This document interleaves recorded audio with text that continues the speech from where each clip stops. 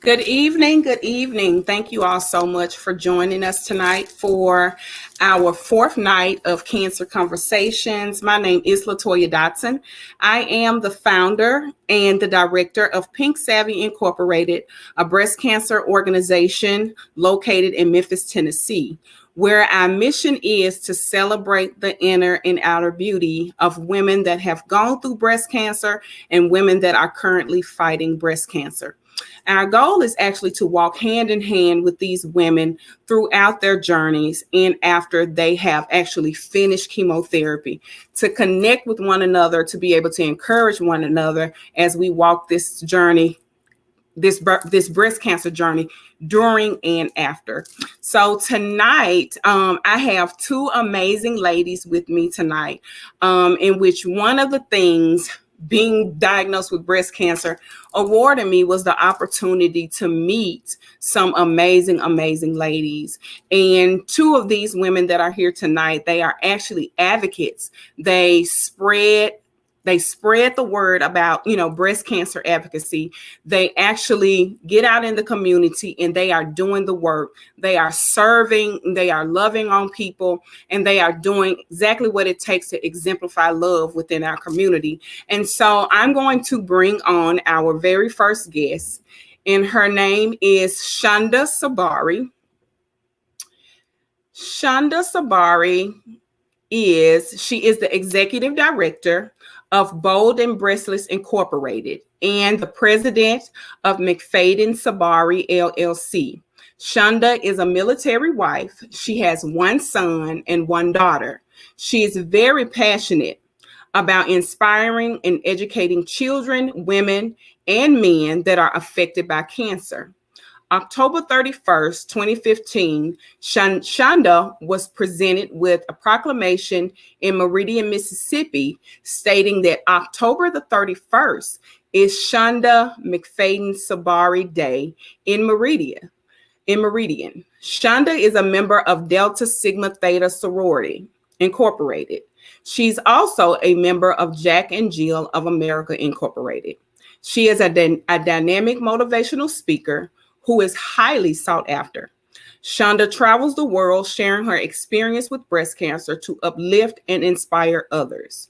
She's known to quickly capture the attentions of her audiences. There's never a dull moment in any room where Shonda is speaking. She is definitely a force to be reckoned with. Her motto is, "I scared the hell out of cancer, so it took my breast and left." Hello, Shandia. Hey, how you doing? I am good. I'm good. Look, I called you Shandia again. Hey, Shonda. Okay. Hey, Shonda. Thank you so much for being a part of tonight. We are glad to have you here. How are you doing today? I'm fine, and thank you so much for having me. Good. I am glad to have you. And I'm going to bring on Anitrius. I'm going to introduce my second guest, and her name is Anitrius Robinson, and she is 39 years old. She is a resident of Panola, Mississippi. She has three amazing children, Joel, 13, Anaya, 10, and Joel Steen, 3. On September 22nd, 2016, she received the worst news of her life. She was diagnosed with stage 4 breast cancer while being 20 weeks pregnant. But God, He's still making ways for me and my children. He's healing me, and I'm looking forward to the day that she is cancer free. So welcome, Anitrius. Oh, Hey, Hi, how are Demetrius. you? good. Hey, Shonda. Hey, I love your testimony. Thank you. I love you too. One day I'm gonna give me an LLC and I'm gonna travel the world. You sure You are. already do. You already doing that without the LLC. So you are already doing amazing work. So I have to say this because Anitrius is the reason why I kept fighting for myself. I ended up going to an event that she spoke at in Jackson, Mississippi. And the crazy thing is that it was pouring down raining that night. And I had to drive almost 4 hours to get there. And I went back and forth in my mind because I had been struggling with my health for like a year and I didn't know what was going on. Doctors kept saying, we don't see anything. And her in her testimony, she said, you know your body. If something is off with your body, you keep advocating for your health. And this was in October of 2018. And I had been going to the doctor since July of 2018 with no results. I was actually so sick that night, but I wanted to support Veronica and I came. And in January, after leaving there and hearing that, I made up my mind that I was going to make an appointment with every specialist that I could when I got back home. And I did. And I just want to say thank you, thank you, thank you for sharing that with me because I was ready to give up. After you go to the doctor so many times and they keep sending you away, you know something is wrong. You don't want anything to be wrong, but then you know your body. And that encouraged me and that gave me hope, to just keep fighting, keep advocating for myself, keep standing on what I know was going on because we're not crazy. When it comes to our bodies, we know when they shift and they change. But I have gone to the doctor so much that the last time that I went to the emergency room, they actually put depression on my chart because they could not find anything. And so I just want to say thank you because I do accredit you for, and God for actually getting me there and allowing me to hear your testimony and you encouraging me to keep fighting for my health. So Yeah, thank you so you're much for that. welcome. You're Thank welcome. you so much. You're So, Anitris, would you like to start off sharing, your testimony with us yes, tonight? yes. I was kind of like I was walking and girl trek in Jackson, Mississippi, and trying to get healthy, be healthy, and I found out that I was pregnant in June of 2016, and you too, it's also like you. I mean, I began to feel sick for, from June until September. I was sick.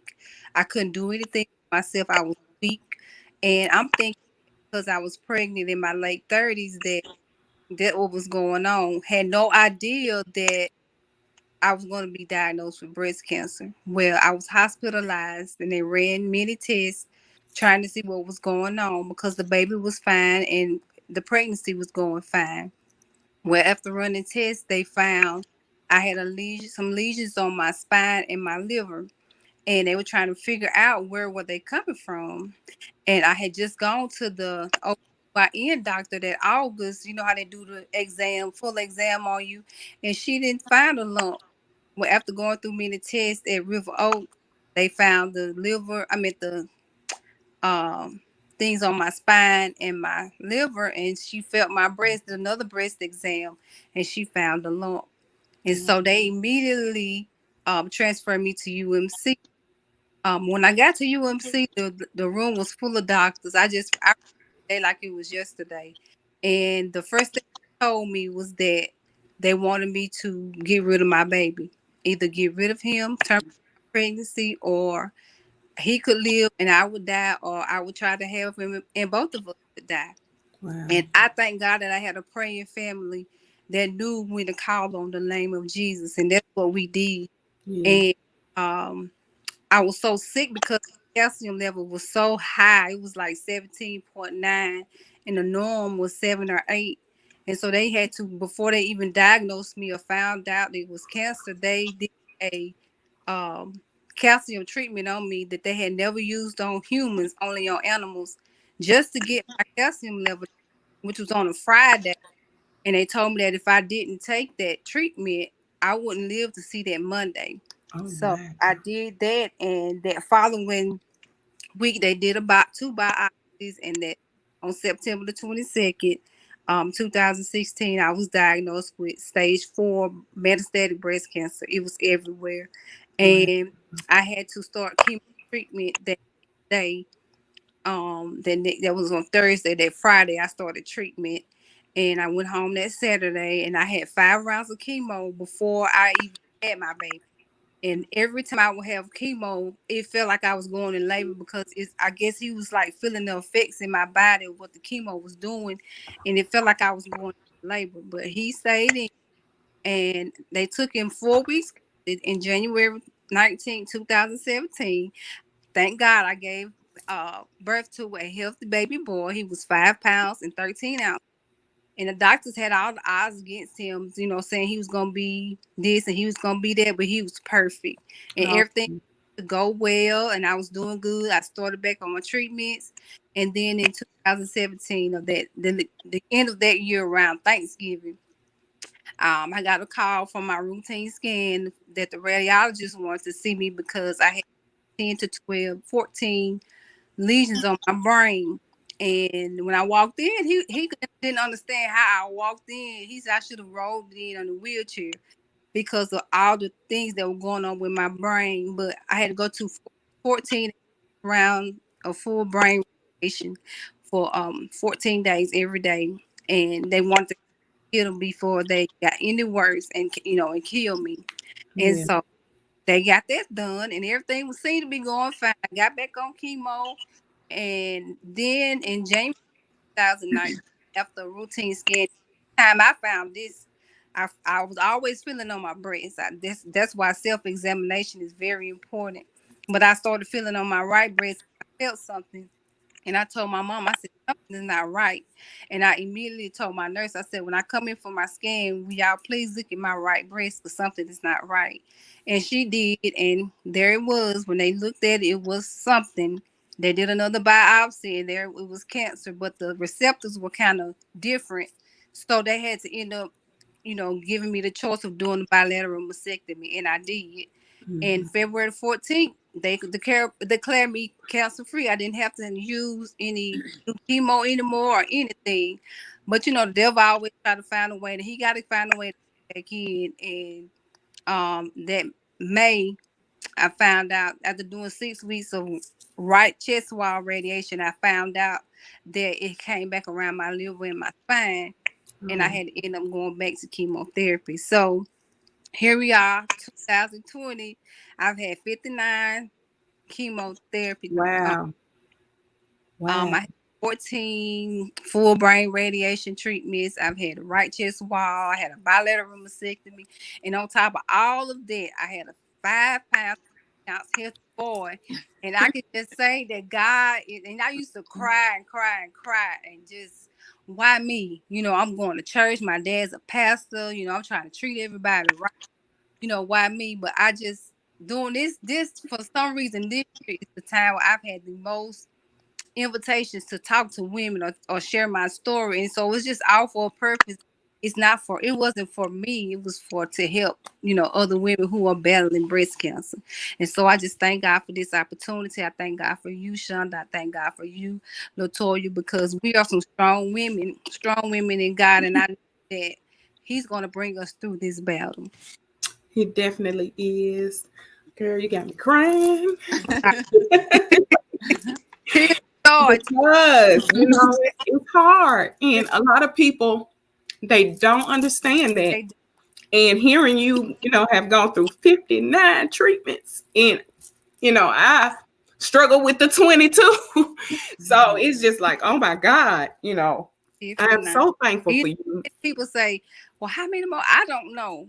All I know is I'm just waiting, and I'm, you know, if you try, you have to be positive. You sometimes you can show your weak face, but sometimes you have to always show your strong face because it's somebody out there. I say I'm ready to give up. I'm done. Yes. And if they see me give up or see me weak, then they'll be right. Okay, she finna about to give up. I'm going to give up. And then I have kids, 3 of them.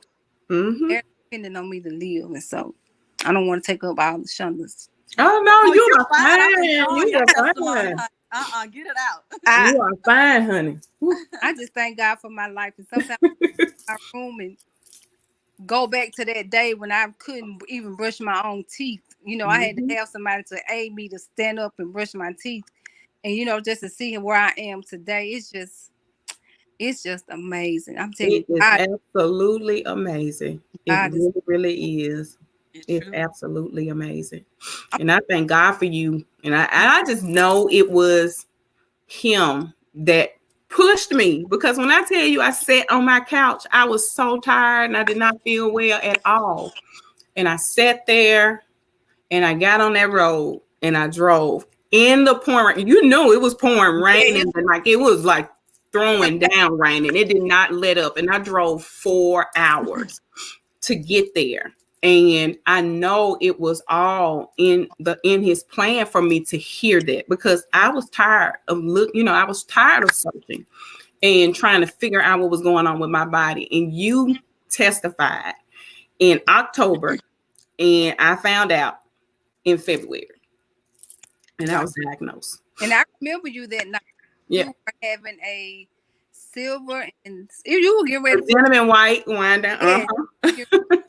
So when you contacted me, you told me what happened. I was like, I remember her. Thank you so much for sharing. Shonda, would you like to share your journey with us? Yeah, I'll share a little bit of it. First of all, I have got to give honor to God, who is the head of my life. Yes. Who is the reason for my smile, my authentic smile. And I say authentic because oftentimes people smile, but what you see is not always what you get. That's right. I'm happy. It is what it is. What you see really is what you get. Thank you so much for having me on. Thank you for both of y'all for sharing your testimonies, and keep on sharing them, because they are touching people. They both of your testimonies touched me. And I'll be glad to share them with others. So thank you for sharing your testimony.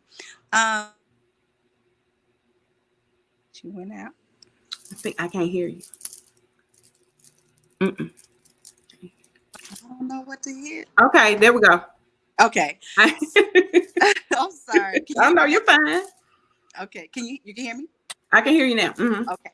So 9 years ago, I scared the hell out of cancer. It took my breast and left. I had no symptoms, no signs to suggest breast cancer. I had 2 types of cancer in my right breast, 2 stages of cancer in my left breast. In my right breast, I had DCIS, which is ductal carcinoma in situ, and I had LCIS, which is lobular carcinoma in situ, and it was all stage 0. In my left breast, I had all DCIS, but I had stages 0 and stage 1A, which was near a blood vessel. I did not have to do chemo or radiation. I didn't have to get both breasts removed. My surgeon had to remove my left breast because of the area where the cancer was, which was near a blood vessel. But I told her to remove both breasts. I'm not going to do reconstruction. I'm not going to wear prosthesis. I'm going to live my life and do the best that I can to be a blessing to others. Amen. Amen.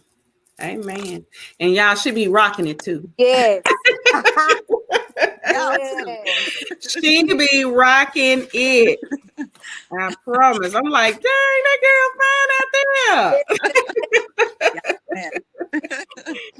But I mean, it's amazing to see that confidence, because you can allow what we go through to knock it. I mean, it could actually, because I went through a period where I was just like, I didn't feel like me. I just didn't feel like myself anymore. And it took a minute, for me to gradually get that back. And now my husband looking at me like, are you going through a midlife crisis? Like, you got purple hair and you doing this and you doing that. And I'm like, no. I mean, I had cancer, and it's like, you want to do things with your life, even if it's trying different hair colors, do it. Yeah. So it made me a bolder person. It made me want to try things that I was scared of trying, before. And so, as they say, live out loud. Just live your life and do the things that make you happy. Walk in purpose. And sometimes, like you said, if it's you want to rock purple hair, do that. That's right. Because I was that girl that was all about my hair, and I would do different colors. I went from perm, then I did braids. I went to natural, and I was actually natural when I found out I had cancer. And when I lost my hair, I was devastated. Like, when my best friend was my beautician at the time, and she was very nice. I was the only person in the beauty shop that day. and she didn't schedule anybody during that time. And it was just like every time she would, I would just tears would just flow. But then I had to when I walked home that evening, my daughter said, "Girl, you rocking that bald head," and I was just like, my mom came, she made my face up, and so now I do wear wigs, most of the time, but I don't feel like I'm not beautiful if I don't have my wig on. I feel just as beautiful with my bald head than I do with a head full of hair.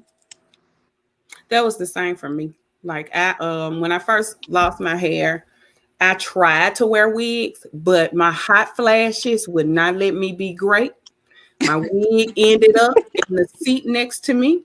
So I decided that I would rock my bald head. And I did. And I got more compliments being bald headed than I did wearing my hair. Yeah. But I mean, I really did. I owned it. I grew to love it. And I just realized that it was a part of the process.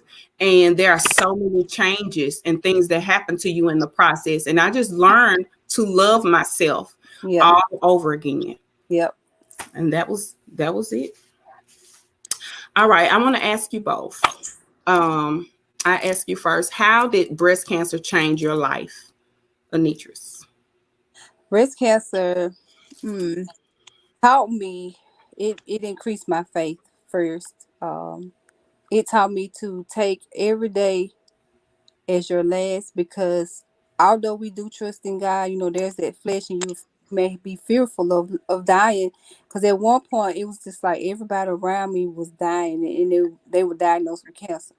So it increased my faith to learn to just lean and depend on God in every aspect and live my life to the fullest, even on the days when I don't feel like it, just to live every day, because you never know what will happen, and to also try to take better care of myself so that I can have a successful life. Mm-hmm.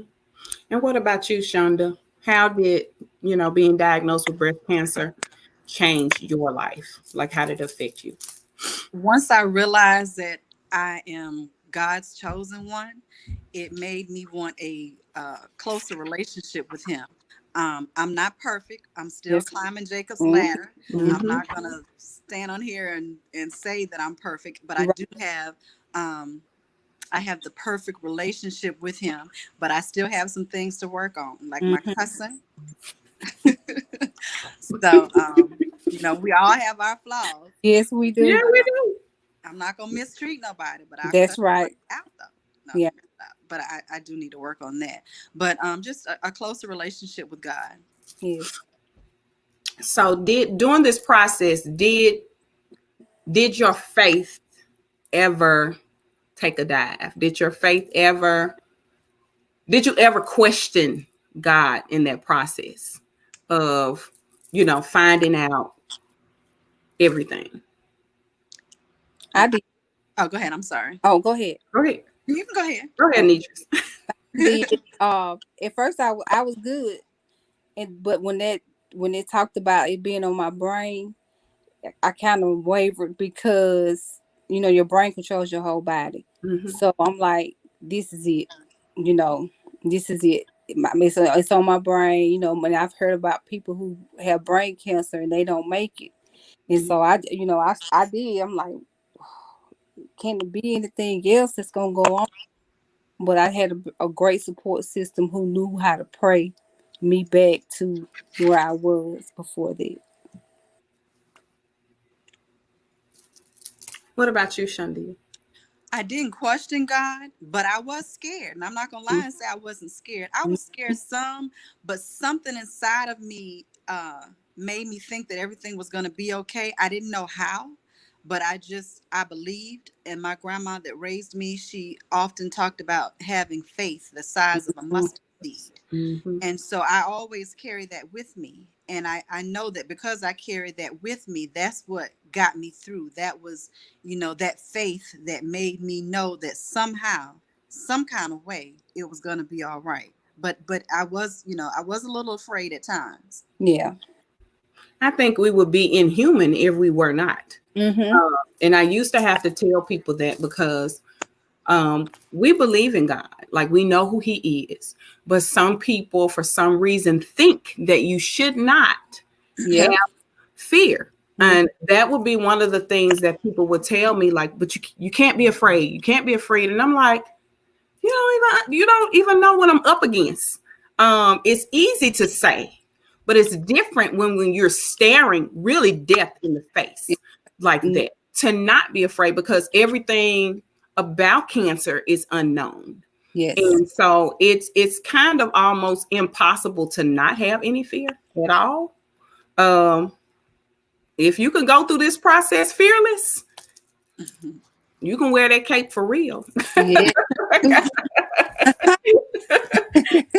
Yeah. something different right there. But That is.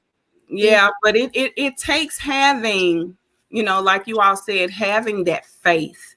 Faith really pushes you through. Faith and Mhm. hope, it definitely pushes you through. So what have you discovered, Shonda, about the beauty of life since being diagnosed? What's different now than before? That I don't have two breasts, because the life I'm living now is the same life I lived before the cancer. Mhm. um it changed the fact that I don't have breasts. And then also, like I said, I have a closer relationship with God. I yearn to learn more about the word. And I strive more to try to do what I know the word says I should do. But Mhm. other than that, life is, I'm still embracing it. I enjoy it, and I do my best to try to do what I can to bring hope to others and to make them smile as well, and to enjoy life the best that I can teach them, or help them. That's right. What about you, Anitris? This journey has taught me the changes. I've always gone to church. Like I said, my dad is a pastor. I'm a PK. I've been a PK for a while. But I was going to church, but I wasn't going to church, if you know what I mean. Yeah. Because my parents raised, so of course on Sunday morning didn't feel right if I didn't go.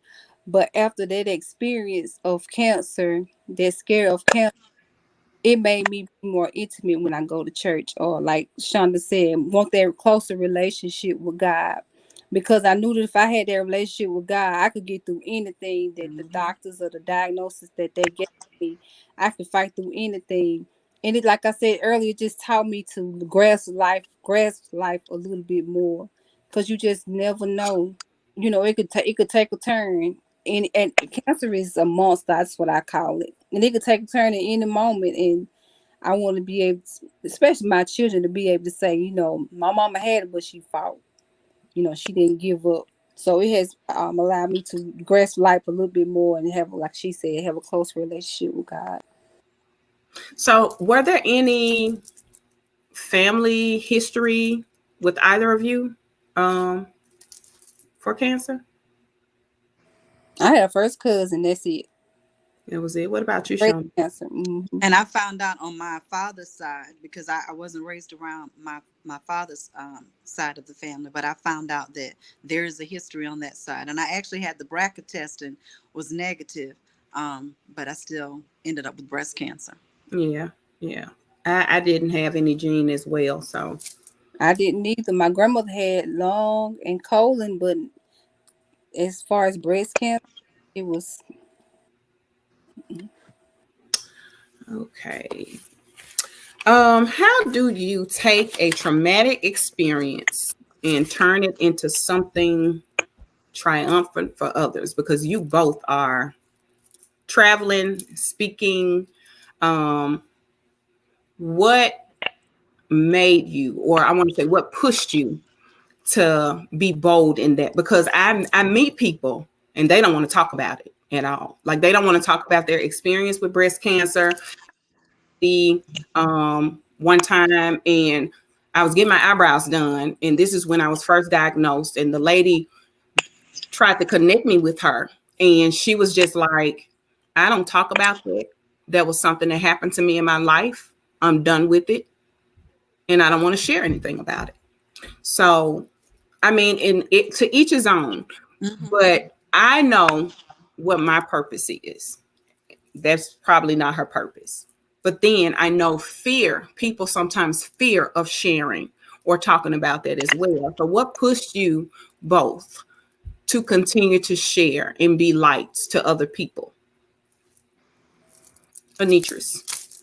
Um, when someone tells you you inspire them, when someone tells you, I was going through this, and then, and I heard you tell your story, or I heard you say this and this and that, and it helped me to, go a little further. That is kind of like an encouragement to me, because I'm able to.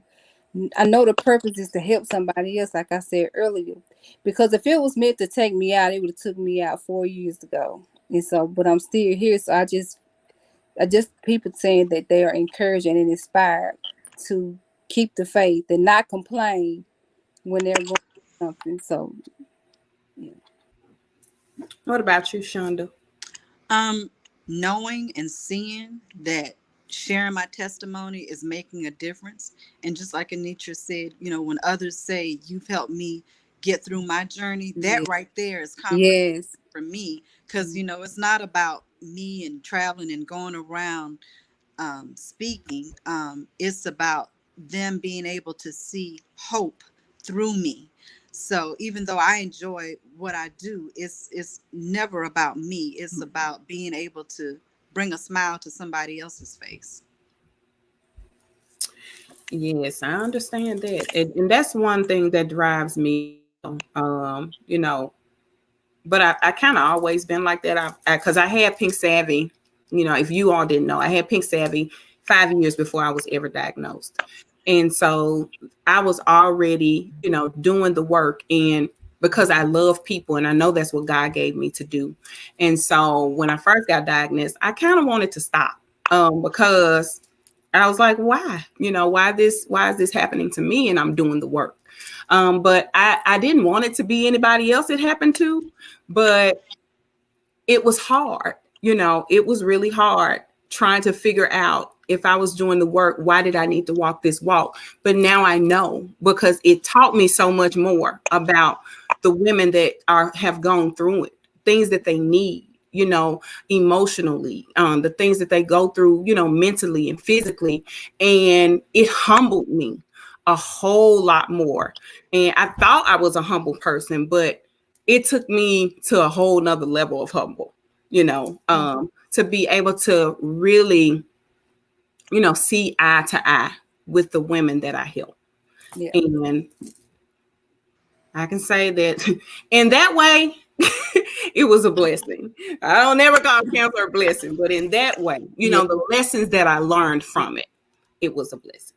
Exactly. Not the Yeah. cancer, but the Not the cancer, but experiences, the Yeah. your lessons. Yeah. testimony, Yes. the fact that you're blessing others. And I'm glad you didn't stop, and you should never stop. That's Mm. So right. never give cancer the joy, the devil the Mm, joy. mm, mm. So it's all about you, having the purpose and living to fulfill the purpose that God has for your life. Yes. That's You are that's right. so correct. You are so relationships. Did you have relationships affected? Friendships? I know you're married, Shonda. How was your marriage affected um by all of this? Because I know we can go through some emotional storms when we are fighting this, because it affects you from head to toe, mentally, emotionally, and physically. So did you lose friendships, gain friendships? I've gained some, Okay. I've lost some. Um, I found out a lot about family Mm-hmm. that some are for me, some aren't, but I love them anyway. People that I called friends, um, some were for me, some weren't. And as far as my marriage, just like with anything, I don't let what I go through in life affect my self-esteem, because I'm in charge of me and my happiness. And so what I told my husband was, if he felt like he needed breasts to survive, then we could go ahead and end the marriage, because I'm still fine. The cancer didn't do nothing but take the breasts, And he was upset about that, but it wouldn't be fair for me to hold him hostage in a marriage and he's not happy. I want him to be happy. I love him too much. Yeah. So it didn't affect our relationship, as far as him wanting to um walk because of the fact that I don't have, breasts. And I would have been hurt if he walked, if I walked, but I could have easily gotten somebody else because Girl. going there, not tonight. We're not going there. I'm gonna relax my mind. I'm Yes. Yes, I love it. That's what you said. Mhm. Yes, yes, I love it. Yes. What about you, Anitris? um, I'll say I lost some people, but I did gain some really, really good friends, especially women who were going through the same thing I was going through. So and still to this day, I have some. They know when we go to treatment. We know, you know, when we have radiation or whatever, and so we are able to connect and talk to each other. You know, maybe every I go every 3 weeks, and some of them go every week, but those who have survived it and moved on, we still stay in contact. So I have some amazing friends. My two of my best friends and some people, my friends and family from Simpson County, started a Pink for Tink page in my honor when I first found out that I was diagnosed. Mm-hmm. And those girls, those ladies, and my brother, I can't leave him out. They have been rocking and rolling ever since. And we don't do as many fundraisers and things, but I do know that if I ever needed anything, they would be right there. That's awesome. I gained some amazing friendships as well. I lost some, but I Mm, gained some. And there is a group of women, they're Mid South breast cancer survivors. They're actually not even in Memphis. And they have labored in this season, just raising funds for my organization. And it's been amazing to see because I met all of these ladies a year ago. And, I've known people for years. And so to meet these people and they want to pour into me in that way is absolutely overwhelming. And I love them. It's like I've known them forever. So, like I said, this thing has had some amazing outcomes come out of it. I hate the cancer, but I have really reaped from it. I really And have. and you remember you said before the cancer you had your organization. You met these ladies a year ago, and Yeah. look how they're pouring into yes. you. Mm-hmm. So Mm-hmm. see, you're fulfilling your purpose Yeah. and your plan that God has for your life. And sometimes that's all it takes is for us to see, a sign that not only, God loves us and he favors us, but it feels good to be loved by others and Yes. see them show that, that they care and that they love us. So I'm just so happy for you. Thank you. Thank you. You're welcome. And meeting, connecting with you ladies, it's just been amazing. Some of the relationships that I have built just through this process alone. It has been absolutely amazing. So Mm-hmm. my last question is one that I ask everybody is what advice would you give someone who was newly diagnosed just yesterday? Ooh.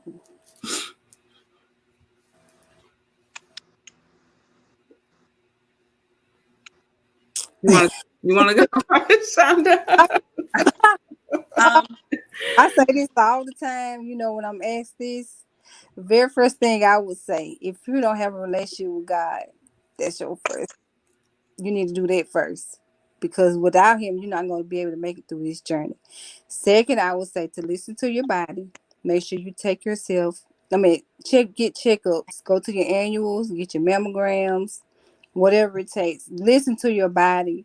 And if it's something that's going on, I don't care what it is. No, like they always say, if you don't ask, you don't know. So Mhm. it won't be a crazy question to go to the doctor about something because now the things that we eat and all of this kind of stuff that we eat, it's in the food we eat. And so if something's not right, please go to the doctor and get yourself checked and just try to stay strong and know that all sickness is not unto death.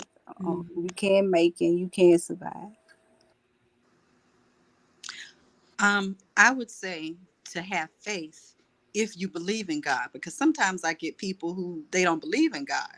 Mhm. They believe in themselves that they can heal themselves.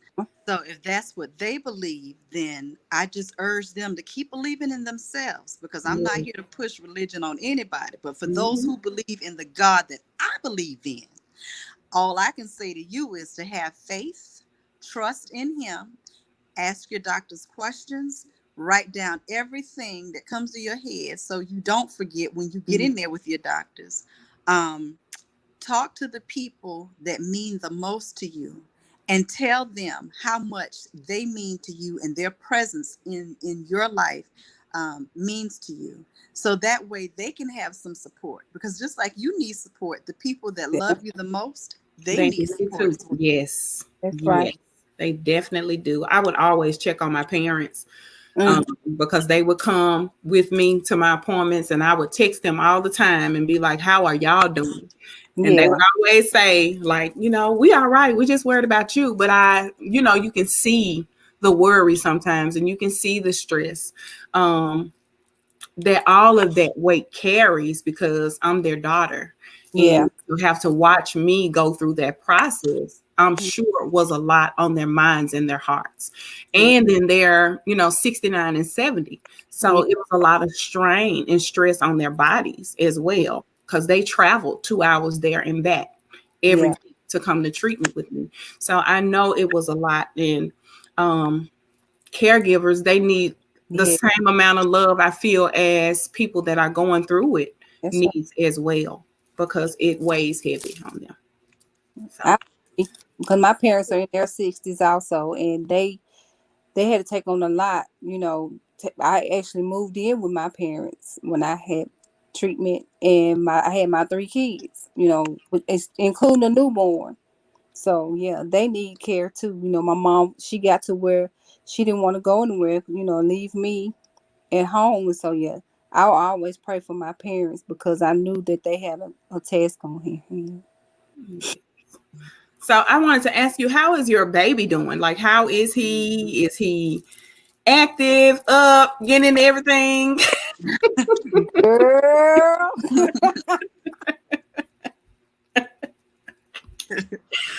Oh, active is an understatement. That fella is something else. Smart. He is totally different from my other two kids. But Joseph is. My grandmother told me that he's gonna do something special for God. He gonna be something. But he is. But most he's definitely. doing All of good. that, most definitely. He fought cancer. He's a survivor too. Yeah. But he's doing well. He'll be 4 in January. Oh, So that's he started awesome. preschool this year, but he's doing it virtual also. But Joseph is doing awesome. He's doing fine. You see him on Facebook. I got pictures of him on Facebook, and he's Awesome. wonderful. Awesome. Mhm. Awesome. Um, I want you to share like your social media platforms that you have, so that people, if they want to follow you, they can. Um, Shonda, you want to share? I know you're gonna fuss at me, but share. She already fussed at me earlier, but Bold and Breastless on Facebook and on Instagram, Bold and Breastless. And then my website is www.boldandbreastless.com. okay. Anitras Robinson on Facebook, and you can also contact me through my other page, Pink for Tink, and I have an email, danitras@hotmail.com. All right. And I just want to clear up when you said I fussed at you. So I don't want anybody to think I was being mean to you. So to share a little bit of our conversation, I appreciate her having both of us on here and promoting us and what we do. But I was just encouraging her to promote more of herself and what she's doing, because she's being a blessing. Right, And I'm not up here to promote myself to get more followers or to more likes or more comments. right, I just want to help people. But I like, what you're doing when you have a platform like this. I think it's important that, you do more of promoting what you do so you can have other wonderful and amazing survivors and cancer patients on your show. I agree. Thank you, thank you, thank you. You're welcome. So thank you, ladies, so much for being a part of this tonight. I cannot wait until we can do some more in-person events, because I'm sure I will have you both there whenever we're able to do that. So I would just want to say thank you all so much for sharing tonight. I appreciate you so, so very much. If there's ever anything that I can do for you, all you have to do is reach out and let me know. And I'm going to do my very best to do what I can to be there or to be a part of whatever you need me to be a part of. So I love you, ladies. Love you too. While y'all are here, I have to pull two names tonight for a drawing. Let's see. Anitra, DM me. I want to send you something, please. Yes, ma'am. Yes, ma'am. I sure will. You ain't got to say, ma'am. I looked that over. No. We put together some amazing boxes for survivors for these drawings that include bath bombs, organic soaps, lip gloss, t-shirts, bracelets, just good stuff. And so you all will get one too. So I need your information. I think I got your information already, didn't I? I think you do. I'll send it just in case. Okay, but there's some amazing things in there. And the first name that I pulled is Epiphany Bean. So if you know her, well, I'm going to tag her name under this post. But if anybody's on here that knows her, tag her or inbox her so she can get her address to me and I can ship it to her. Her name is Epiphany Bean. And so she's one of the winners tonight. And pull one more. The other person is Jasmine McCrae. Jasmine McCrae. So she wins one as well tonight. So thank you all so much for tuning in tonight to our fourth night of Cancer Conversation. God has actually laid it on my heart to continue this on in the new year. But it'll be brought to all cancer survivors and people that are going through cancer. And so it'll just be a platform of education and testimonies and inspiration, for people so they can learn so much about the different cancers and, as well as counseling and, the processes of it all. So I want to do what God has called me to do, and He's laid this on my heart to do. So I'm thankful, and I'm thankful for all that support me and that have been a part of this journey with me.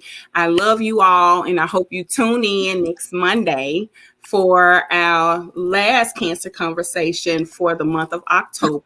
We will have my very own friend and sister, Stephanie Turner, and my sister, Tracy Gallagher. They will be on. And I also have Miss Danita Brown, and my parents are going to be here to talk about the caregiving part of, helping people that are going through cancer. So I hope you all have an amazing, amazing night. I love you all. Thank you so much for tuning in. Thank you for having me. Night, y'all. Bye.